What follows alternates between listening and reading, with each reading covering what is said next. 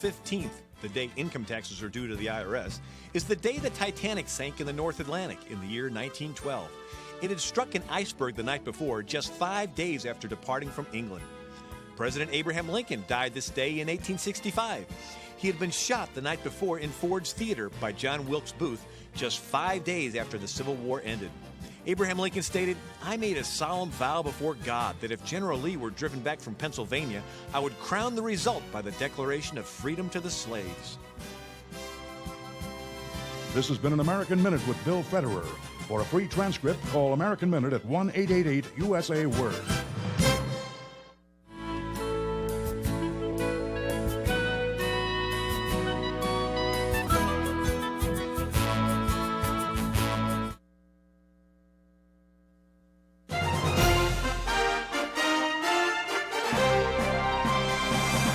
VCY America presents Crosstalk, a nationwide call-in program discussing issues that have an effect on our families, our communities, our churches, our nation, and our world.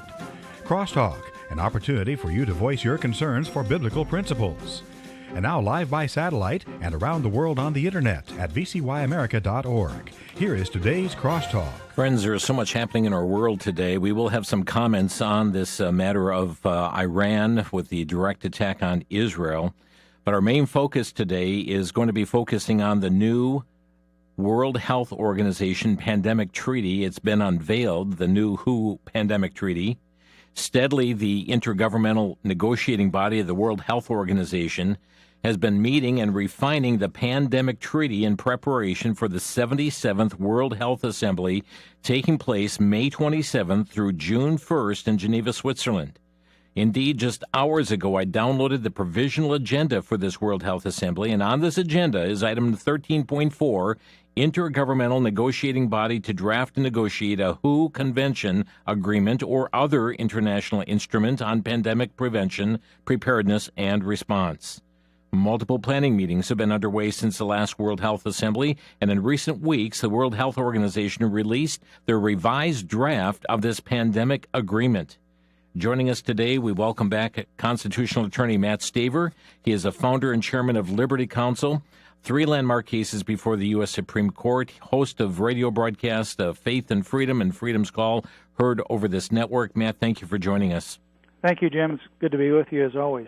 And Matt, just before we get into this treaty itself, my direct assault on the sovereignty of the United States we see in this treaty, but we must bring up this direct attack on Israel launched by Iran this past Saturday. Matt, the Israeli Defense Forces indicate over 350 suicide drones, cruise missiles, and rockets fired upon Israel. Your response to what transpired this weekend? Yes, and they targeted, places that they had no respect for innocent human life. But this is Iran, and this is what they ultimately want to do: is totally eliminate and destroy Israel. And of course, Israel's not their last target; it's their first target. Their targets would also include Europe and certainly the United States of America. But the amazing thing is that Iran's targeting. Let's look at the drones. Not a single one of them entered Israeli airspace. Some surface-to-air missiles. Some surface-to-air missiles went into. A few of them got past the Iron Dome and all the other security measures to shoot these rockets out of the sky.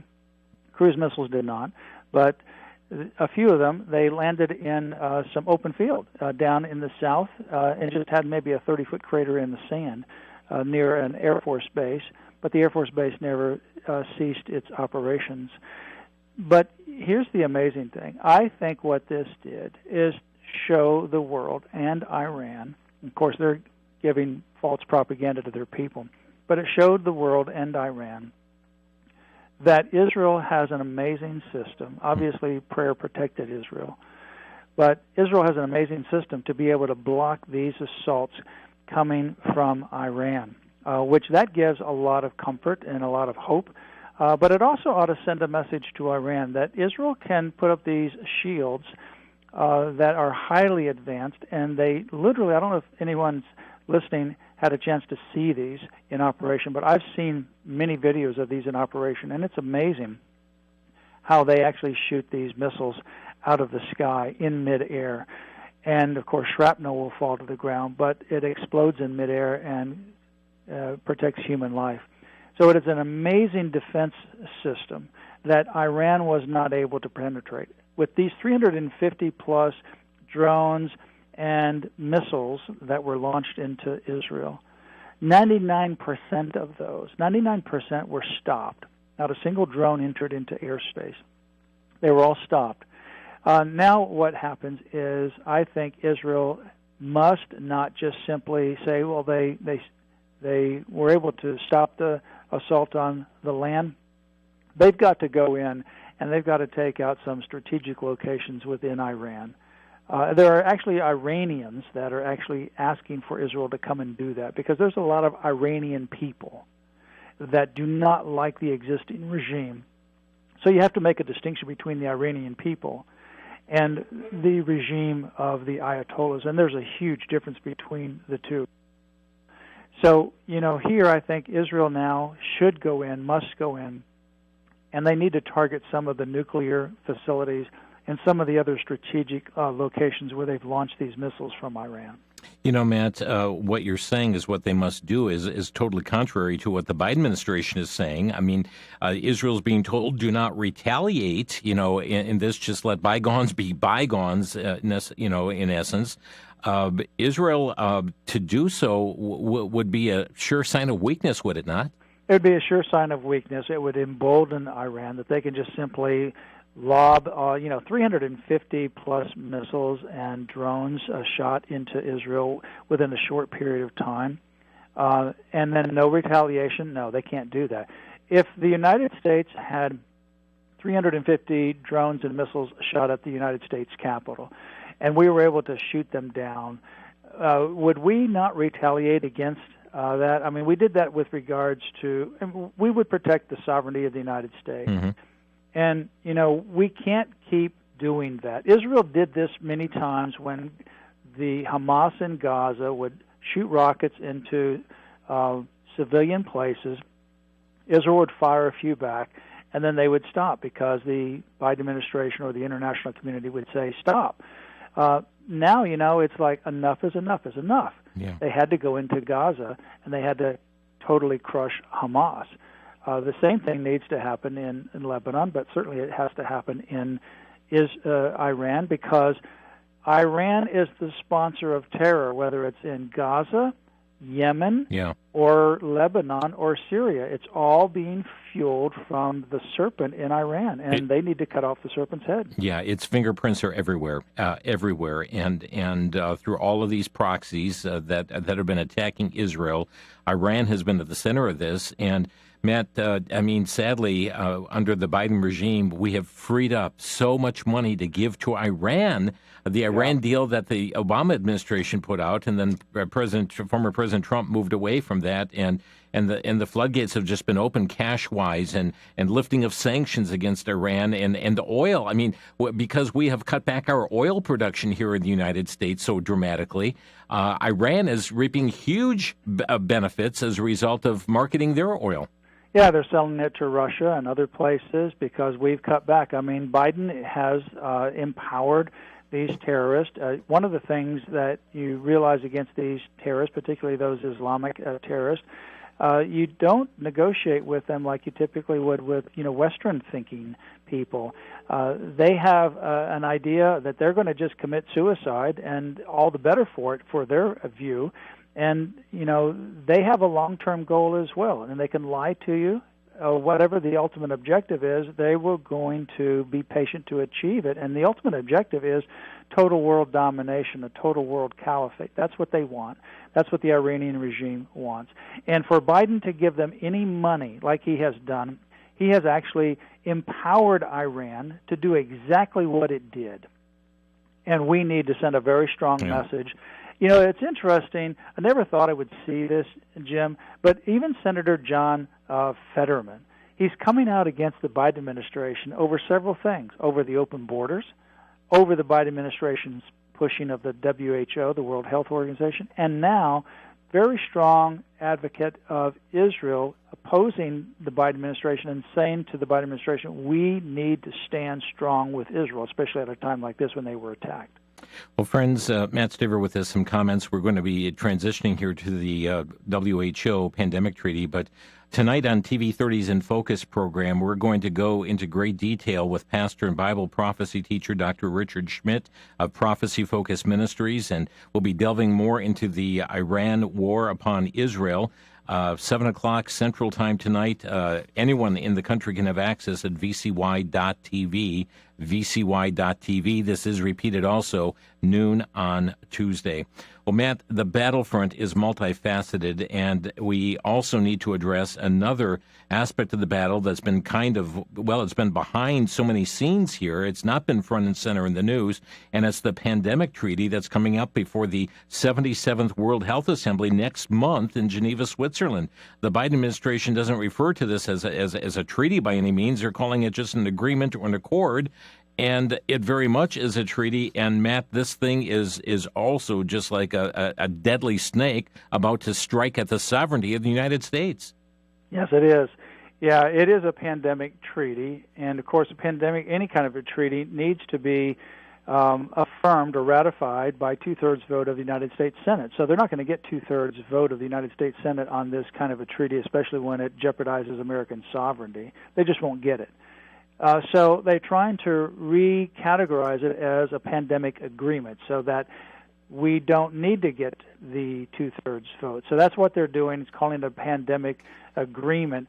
It's a treaty, and there's two different things that we're looking at. There's that document that's a pandemic treaty/agreement, and then there's also amendments, 300-plus amendments, to the existing international health regulations of the WHO. 307-plus amendments, and those are just as bad, and the Biden administration is pushing to sign on those amendments and also to sign the pandemic agreement coming up at the end of May in Geneva, Switzerland.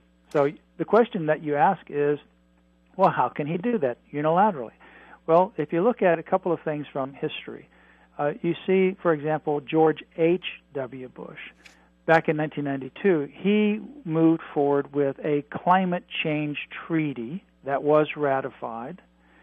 And then when the Obama-Biden administration, Barack Obama, signed America onto the Paris Agreement, also called the Paris Accord. And that was an extension, a modification, an amendment to that original treaty. Now, did he get two-thirds vote? No. He just simply unilaterally signed us on. And now if you go to the UN's website, it will say that the Paris Agreement is a legally binding agreement enforceable under international law. It will list the nations that are signatories, including the United States. It will put the United States in a footnote that will give some of the history that under President Trump, he gave notice to opt America out of the Paris Agreement, just like he did for the WHO. But under these agreements, these treaties, once you sign on to them, if the president gives notice to opt out, there is a time that you have to wait before it's effective. Had he gotten a second term, we would be out of the WHO. We would be out of the Paris Agreement, that climate agreement.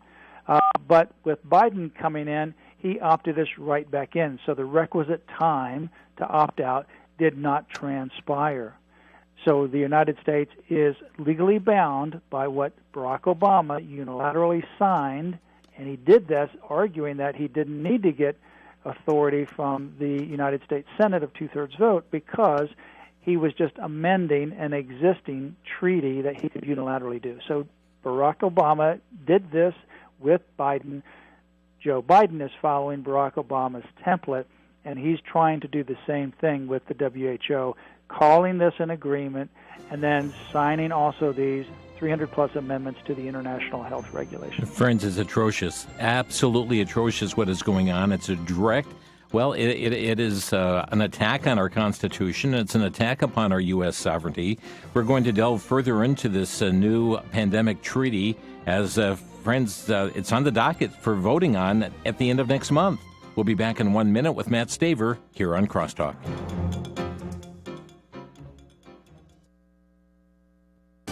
Back to Genesis with Dr. John Morris, geologist and president of the Institute for Creation Research.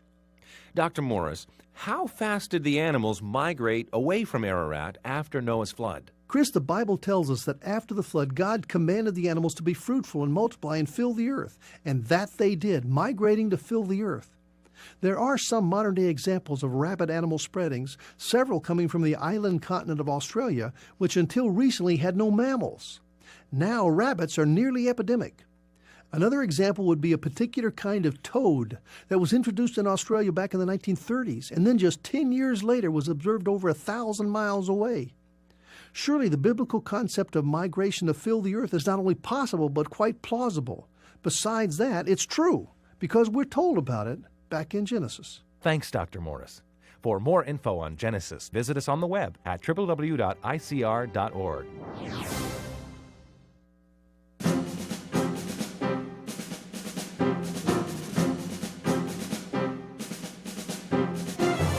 You're listening to Crosstalk on the VCY America Network. And friends, it's a multi-pronged war that we're engaged in. And yes, we're continuing to monitor what is happening with Israel and Israel's response to Iran and see that unfold. Meanwhile, other missiles have come from the north. Sirens have sounded in Israel. We continue to monitor this situation. Also, we must alert you. As a watchman, we must alert you to what is taking place in Geneva, Switzerland at the end of next week and end of next month. That's the 77th World Health Assembly.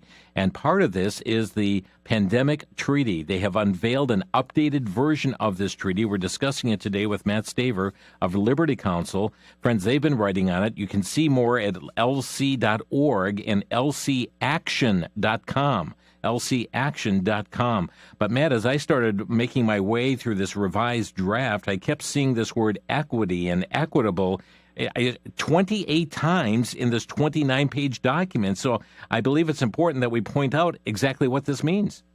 Yeah, equity is not the same as equality.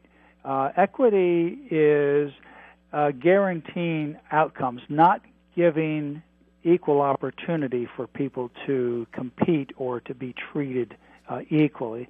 It is picking winners and picking losers and guaranteeing an outcome irrespective of your qualifications or your eligibility. So when they say equity, say, for example, part of this document wants to impose global universal health care. They said that the entire document, the entire agreement, needs to be implemented in accordance with equity. So when we're talking about global health care or distribution of medicine, they will distribute it or they will cover people based upon, quote, vulnerable populations, based upon race or sexual orientation, LGBTQ, et cetera, et cetera. So they will give preference to certain groups that they want to have as their outcome to the exclusion of other groups. So people are not going to... So, for example, let's just put it in the United States. Say, for example, you had a drug that would help cure certain diseases or some kind of pandemic, for example. Not the situation we just went through with COVID, because that was a mess. But say you had a drug, and now you wanted to distribute it to a community. But you're now doing it based upon equity. It doesn't mean everybody then has access to it. It means only those people that fit their criteria. Only somebody who is gender confused, we're going to give it only to them. And then we're only going to give it to certain people based upon race or ethnicity, or based on religion. We'll give it to those of certain religions, but not of other religions. So you will be excluded from that category, or you will be included based upon your skin color, your ethnicity, your religion, or whether you're coming from a poor area, a rich area. All of that will be taken into consideration. And who's going to make that determination? That will be somebody with the World Health Organization, primarily their director general, who is a known Marxist, who will be the one making those kinds of decisions.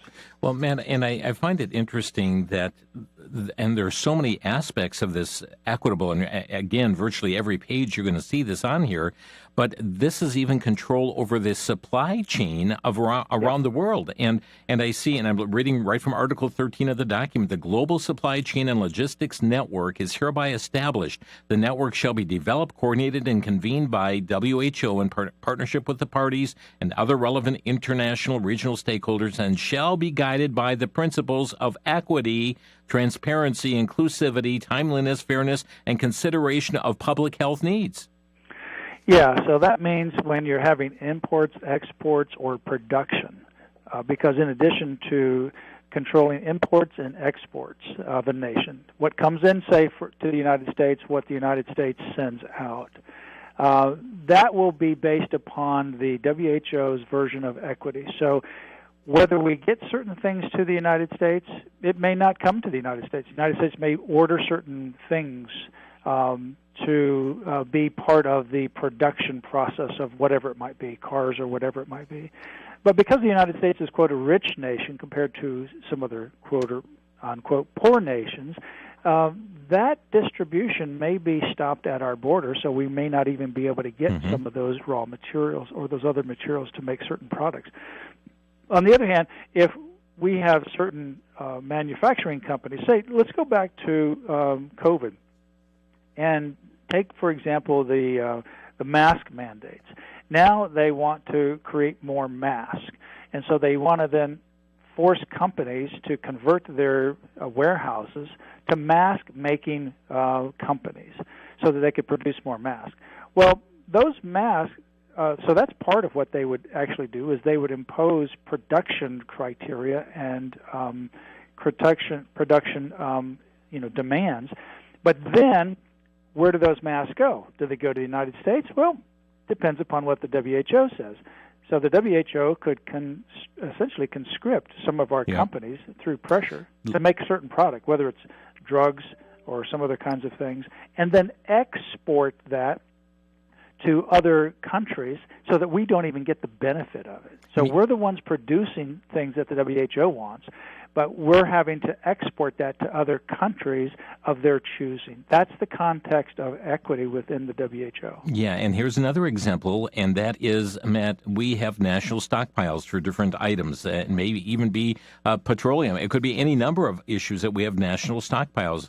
And according to this document, each party shall ensure that any national stockpiles do not unnecessarily exceed quantities needed for domestic public health emergency preparedness and response. So the higher-ups at the WHO, the Secretariat, can determine, United States, you have too much of this in your stockpile. Let's send it over to Venezuela. Let's send it to Communist China. Let's send it to North Korea. I mean, that would give them the prerogative to do so.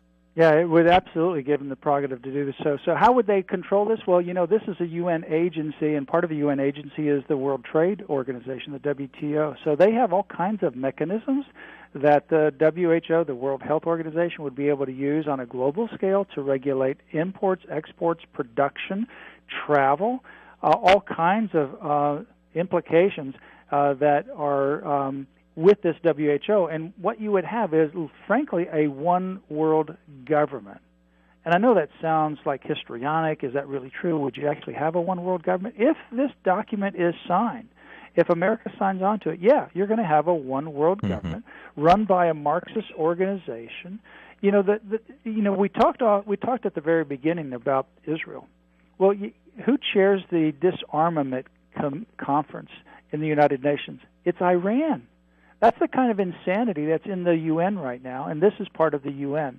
This kind of insanity, given this kind of power over global health, which includes, frankly, anything under the rubric of health, would give into the hands of this UN agency the power to control the world and certainly the power to control the United States of America. And so when we wanted to challenge these restrictions or these mandates, during COVID, we were able to go to the United States courts. If we had this in place, the United States courts don't have jurisdiction. We have to go to a world court over in The Hague or in Geneva. That's where we would be, and we wouldn't be able to use our constitutional guarantee. It'd be some other international agreement that we have to that we have to use as our defense. Yeah, and there's no wiggle room in the treaty. I mean, over and over it says the parties shall. Each party commits. I mean, we see these words over and over. 164 times it uses the word shall, right. That the parties shall. That's a directive. That's mandatory. That's not discretionary. So when the WHO says something, the parties shall, and that would be the United States of America. So why is Biden wanting to do this? Well, I think there's obviously not a respect for America. That's obvious. Right. But, he has been shot down time and time and time again in the U.S. courts over his mandates and what he wants to do. This would take it out of the U.S. courts, and it would allow a very radical abortion, LGBTQ, climate change, you name it, agenda from a World Health Organization perspective that's not subject to the United States courts. Yeah, and I think that's very important to point out, Matt, because over and over again we see that sort of nomenclature in this document.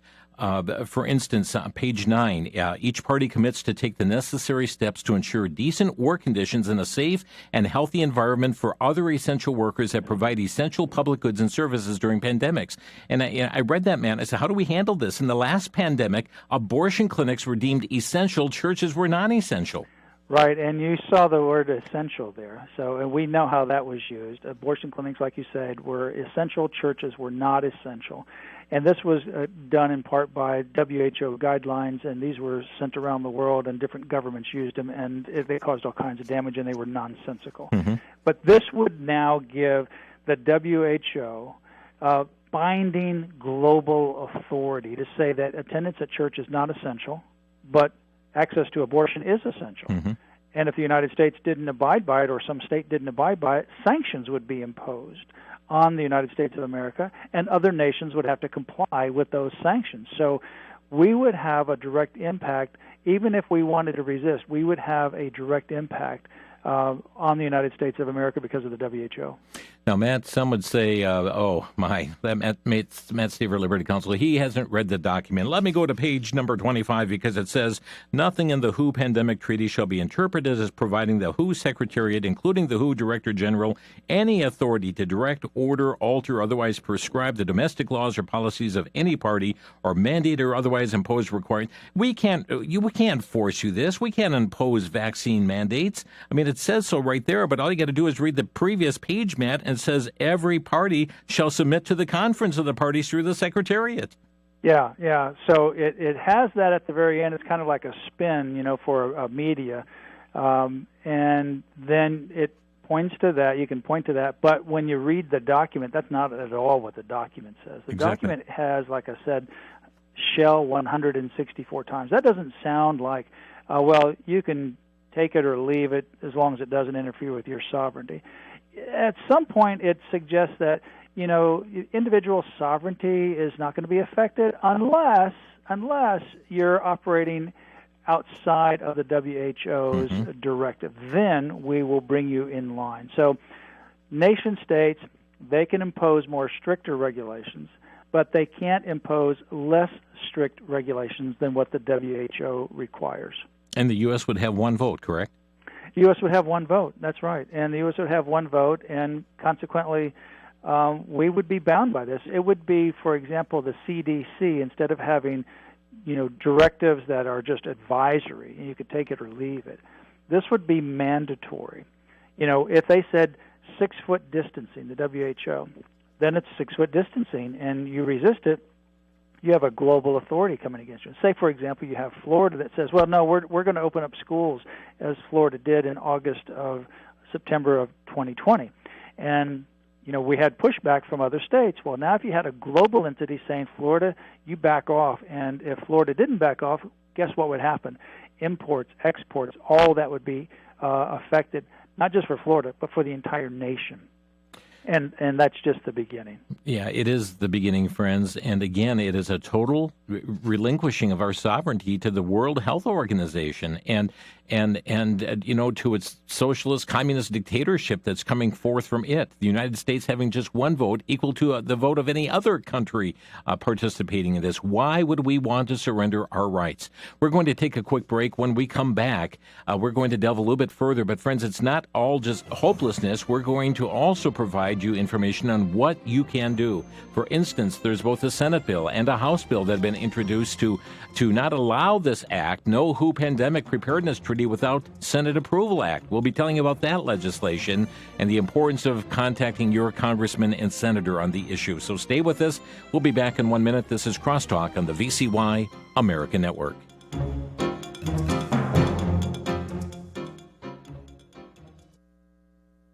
In the early 20th century, Germany didn't look like a country on the brink of world-shaking terrors. It looked like America today.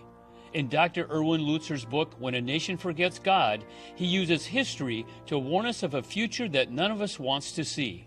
When a Nation Forgets God is a 145-page book that's 50% off this month at the VCY Bookstore and Outreach Center. In this book, Dr. Lutzer studies 7 similarities between Nazi Germany and America today, some of them chilling, and cautions us to respond accordingly. The book explains the mess of our nation's government, economy, legal pitfalls, and propaganda, but urges us to speak up, take action, and trust in God. When a Nation Forgets God by Dr. Erwin Lutzer is 50% off through April 30th at the VCY Bookstore and Outreach Center. You can order by calling 888-722-4829 or by shopping online at vcy.com.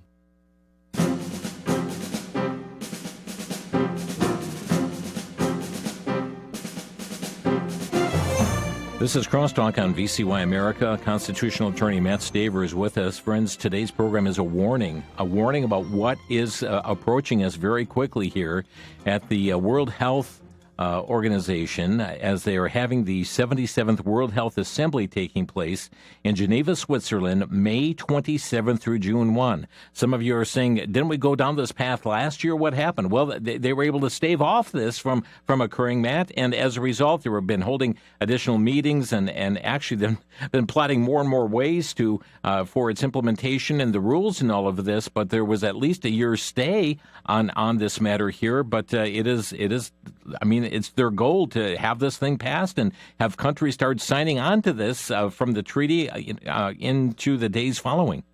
Yeah, fortunately, last year, some of the African countries banded together and they opposed a vote last year, and that's what kicked it down the road. But they didn't oppose it because they are totally opposed to the WHO. They wanted to not do it piecemeal. In the meantime, Joe Biden and John Kerry went to some other subsequent WHO meetings and promised that the United States would pay billions of dollars for funding health care for these other countries. Mm-hmm. So now they think, well, they can get a Mayo Clinic at every street corner paid for by the United States of America. So now they have circled back on board again. There is some fracturing of some of this because there's an MP in Uganda that recently raised a concern regarding the lack of transparency for these particular proposals. So there is some pushback. We are wanting to stop this in May, and it's coming up at the end of May. May 27 is when they meet in Geneva, so that we can at least move it down the road to another year and perhaps have a change of leadership in the United States of America that would oppose this WHO takeover and the giving away of our sovereignty. But we need to really push back now to make sure our members of the U.S. House and particularly the United States Senate pass these bills that you'll talk about a little bit later because it's very, very critical to do so. You know, you brought it. Let's just go ahead and mention now, and we'll bring it back later again because it's that important. There are 2 pieces of legislation, Matt. One is S-444. This is a Senate bill. The short title of this, the No WHO Pandemic Preparedness Treaty Without Senate Approval Act, and in essence treats this for what it is. It is a treaty. It does need a 2/3 vote. And this legislation is saying that we're not going to allow this without Senate approval. And on the House side, it is also H.R. 1425 says the same thing. No, you cannot pass this without the approval of the United States Senate. So, friends, for your 2 U.S. senators can be contacted regarding S-444, and on the House side, H.R. 1425. You can reach out to your members of the Senate, the House, at 202-224-3121. That's 202-224-3121. But Matt, let's also mention, we're going to dive back into this treaty here, but states are taking action. There are states that are saying, we're not going this direction, and even if the country does, we're standing against it. Yeah, the state senate in Louisiana voted 37-0, no WHO, no UN, no World Economic Forum. Now it goes over to the House. Very high chances that it'll pass and get signed. That will be a law in Louisiana. Alabama just passed an anti-WHO resolution, and an anti-WHO resolution has just been filed recently in the state of Tennessee. So there is momentum that is building in multiple states right now. And friends, again, reaching out to your member of the House of Representatives, reaching out to your 2 U.S. senators is critically important because this likely is not going to hold off until the November election. There's a good chance because the World Health Organization, the Biden administration, is pushing for this to be ratified for countries around the world, and the Biden administration is raising its hand saying, count me in, we want to be a part of this thing. So again, reach out to your 2 U.S. senators. You're a member of the House of Representatives at 202-224-3121. Matt, another item that hit me as I was reading through this document, they talk about One Health approach. But as we do that, I find that they're referring to the balancing and optimizing the health of people, animals, and ecosystems. This is placing humanity really on the same level as plants and animals. You know, I first came across this when I was going through the Orlando airport, and there was a sign there for a student organization that was at Barry University School of Law, and it was called Earth Justice. So I did some research on it. To my surprise, this kind of movement, this environmental movement, if you will, which is what's behind the WHO, actually believes that there's no difference between humans and inanimate objects like rocks or water or trees, and that their slogan was, even the earth needs a lawyer, which means that they believe that the earth has the same kind of constitutional rights that people do, and there's no difference. And so this is the philosophy behind the WHO. It's that same kind of earth justice idea that whether it's trees or animals, rocks, whatever, is on the same legal protection as a human being. And consequently, that has significant ramifications globally in terms of what you can do, where you can live, and so forth and so on. They also want to regulate what you can plant and what you can raise and even what you can eat. So this is, part of Bill Gates trying to move over to synthetic meats. This is not vegetarian or veggie, burgers. This is synthetic-made meats. This is the idea of eliminating and controlling whether you can raise cows, whether you can eat beef, whether you can have certain kinds of growth, plants, animals, and so forth. It is a comprehensive, huge regulatory system under this One Health system of the WHO. Yeah, friends, start getting your palate ready for crickets. Matt, I see the word vaccines coming up often in this document as well. Yeah, so they also want to, and they're using this as, well, based upon the last pandemic, we need to do this. We need to have more cooperation. So they want to control global vaccines, which isn't just, whether you're going to inject a COVID shot into you, which it includes that.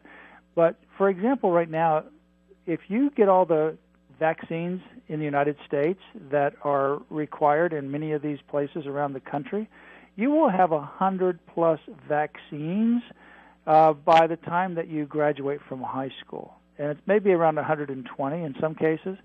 And that includes, your COVID shots and your boosters and so forth. It's amazing how many vaccines that the CDC is now recommending and some of these states are doing. Well, the WHO would do that on a global scale. So they would have a list of vaccines for everybody to get and how many boosters and how many times you need to get it. And if you don't get it, then you will be targeted for less availability to work, go to school, travel about, because the WHO also includes tracking and tracing and digital passports or digital health records so that they can determine whether you got the vaccine of choice recently, whether you're boosted with it, and if you didn't, they would be able to tell where you travel. And if you travel outside of a certain zone or what you're not allowed to do because you don't have the right vaccine, then you will be punished and penalized. So all this is part of this global censorship. It's frankly the worst assault on freedom on a global scale, let alone on a local scale, but on any local scale as well, that we've ever seen. And they will have the ability, if they get this power, to enforce it through this global tracking and tracing system. Friends, you remember the quotes from Bill Gates, if we do a real good job with vaccinations, we'll be able to save lives and reduce the population at the same time.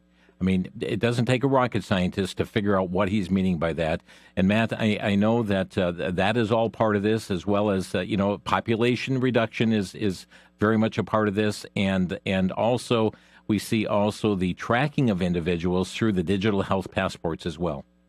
Yeah, you got the tracking and tracing. For example, remember during COVID, we were litigating in California, and there was a church out there in the Los Angeles area, and it was being threatened to have its utilities and its electric shut off if they didn't stop meeting during the COVID restrictions, although you could go to an abortion clinic, no problem. Now, if there was this tracking and tracing ability and the ability to determine who was going to that particular church, all those individuals, not just the church, they would have their electric and their water shut off, their bank accounts frozen, just like what happened to the people in Canada when the truckers were protesting the lockdowns in Canada. Not only were they targeted, but those who donated to them were targeted as well. This would be the kind of power that the WHO would wield on a global scale. So it's not just whether you can travel outside of the United States someplace else, although that would certainly be affected, but it's whether you can travel to go to school, to go to work, to go to a public park, to visit, go to a wedding, to attend a funeral, to visit somebody in the hospital. We know all too well that draconian restrictions that we faced. This would be that on steroids with a real enforceable component to it that we've never seen before. There's another aspect, and there's so much to unfold here, Matt, but I would like you to comment as well on how anybody that would be providing what they consider to be misinformation or disinformation, how they would be impacted by this. Yeah, so they call this misinformation and disinformation. We already see, for example, the case that's at the U.S. Supreme Court now where the Biden administration and the various agencies were pressuring social media companies to censor certain things regarding COVID, the lack of safety or efficacy for the shots, the Afghanistan withdrawal, and other things. This would be done on a global scale so that all this censorship would occur. They also have a word that I had never seen before except through the WHO, and it's called infodemic. What's an infodemic? Well, it is too much information. If you get too much information, even if the information is true, the infodemic would happen if that information would undermine your confidence and trust in the institutions of government, or in this case, question the narrative of government. An infodemic would then be declared by the WHO, and they would suppress information even if it were true. Now, the disinformation, that's going to be up to the WHO to determine what that is. But even if they said, well, yeah, this information, even if they agreed, yeah, this is true, there's just too much truth. So we need to censor some of the too much truth. Right. Friends, our phone number to Crosstalk today is 800-733-9829. Your questions or brief comments today, 800-733-9829. We're speaking with Matt Staver at Liberty Counsel. Again, friends, there are two pieces of legislation that have been introduced in the Senate, United States Senate. It's S-444. S, that just stands for Senate, 444. And in the House side, it's H.R. 1425. H.R. 1425, and this would require that two-thirds vote to treat it just like a treaty would be treated, because this is a treaty, and it's the No WHO Pandemic Preparedness Treaty Without Senate Approval Act. You can reach out to your members of the House and Senate at 202-224-3121. That's 202-224-3121. And some of you may be listening and say, oh, but I just have, this person from this particular party. It doesn't matter, folks. They need to hear from you. The pressure, Matt, really needs to go on D.C. Yeah, the pressure really needs to go into D.C., and time is of the essence for sure. They need to hear from you. Even if you have a member of Congress that's not receptive, you can send a petition or you can send a fax. We have a webpage for you at lc.org/WHO to do so in time is of the essence to make your voice heard. lc.org/WHO. Write it down, friends. You can have your petition just go through Liberty Counsel, lc.org/WHO. Back in 1 minute. You're listening to Crosstalk.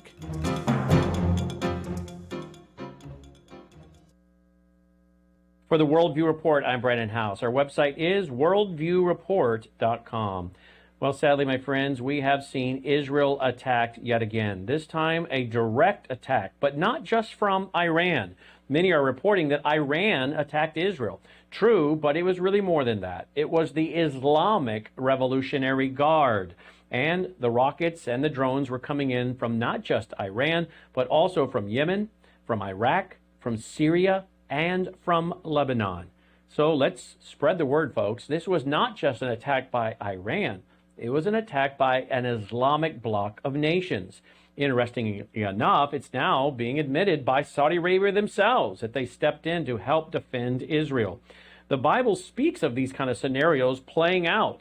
Is the stage being set for Bible prophecy to be fulfilled? I believe it is. But sadly, with all this going on, the rise of anti-Semitism is also increasing, which the Bible predicted.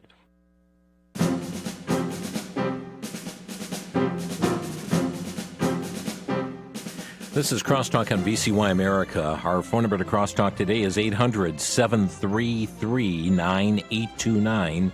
800-733-9829. Now, friends, don't make the mistake of saying, well, I contacted my senator a year ago when this thing was up. I contacted my congressman a year ago. Friends, they need to hear from you right now. And you can reach out to your members of the House or Senate and share your view with them. We're not telling you what to say or how to say, but to share your view on this.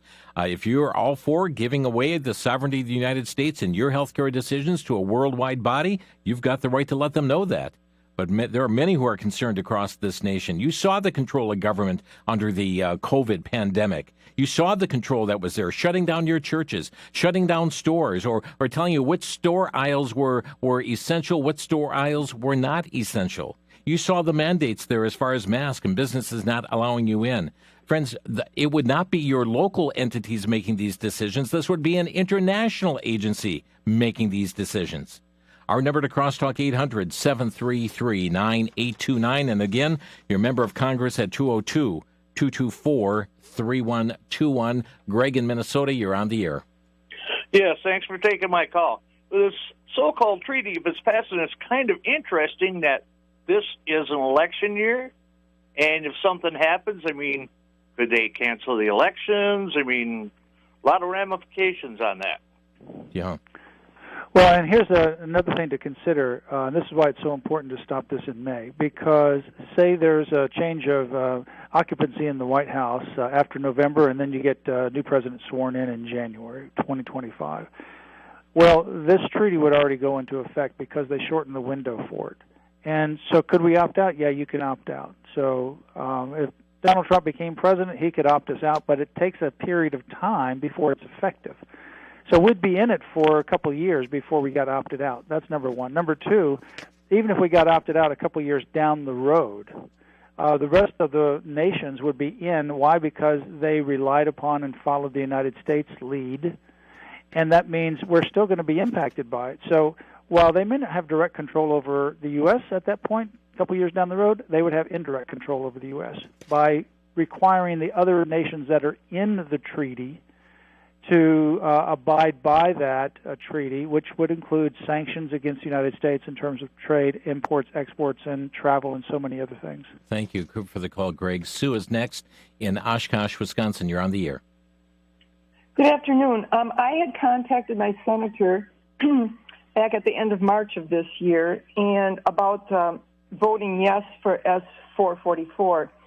And the reply I got back, well, she explained some things, but then the last sentence, I need to reply to her, but I don't really know what to say, because here's the quote.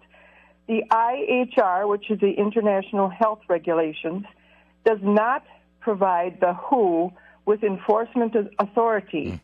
and assertions that the IHR could interfere with health care decisions in the United States are unfounded. Matt, she's so wrong, that senator Yeah, is. so wrong. They actually do provide that, and in fact, the current IHRs, if you go to the WHO's website now, with the current IHRs, they say that they are legally binding, even now. So this actually takes it to another level and has a specific implication or statement that they would be binding. So the senator is wrong, and this is why we need to continue to go back to them. And if you want, you can send that to us, and then we can give you some information to respond. Thank you for the call. And how do they get in touch with you, Matt? They can email it. You can email it to liberty@lc.org. Liberty@lc.org. And also keep in mind, you've got a petition on your website, Matt? Right, yeah, lc.org/WHO. That's a petition and also a fax that can be sent to members of the House and Senate. Our number to Crosstalk, 800-733-9829. Lyle in South Dakota, you're on the air. Yes, sir. Thank you very much. Matt, I got a question for you. I went to a safety meeting at a trucker safety meeting, and OSHA, I guess, according to them, they're actually guided by the UN right now. I'm wondering how they did do that. They're not OSHA anymore. The OSH UN, and it includes all the criteria for the World Health Organization, and even for our time clock to check in, we have to either fingerprint or voice. Interesting. Can you send us some of that information? I'd like to take a look at that with regards to I was wondering because it doesn't say that, well, how they adopted, but it also included the Department of Transportation, the TSA, and the OSHA, which is now OSH instead of OSHA, Occupational Health and but Health. it's OSHUN? Yeah. Well, it's you. Yeah, well, tell you what, if you will send that information to Liberty Counsel, and either if you can scan it into them, if you don't have that ability, Matt, they can mail it. They can mail it, yeah. If you go to lc.org, there's the phone number for Liberty Counsel, the liberty@lc.org email, and also the address. So all those options are available for you to communicate that to us. Thank you so much for the call. And Matt, if people need to reach out by phone to Liberty Counsel, they can do so as well? Yeah, that phone number would be 407-875-1776. That's 407-875-1776. Or lc.org is the website. And then for this particular page, lc.org/WHO. Okay, and with that, we're going to have to stop our phone calls here because we are just out of time. We have 45 seconds left. Matt, what would you like to leave with the listeners on this issue?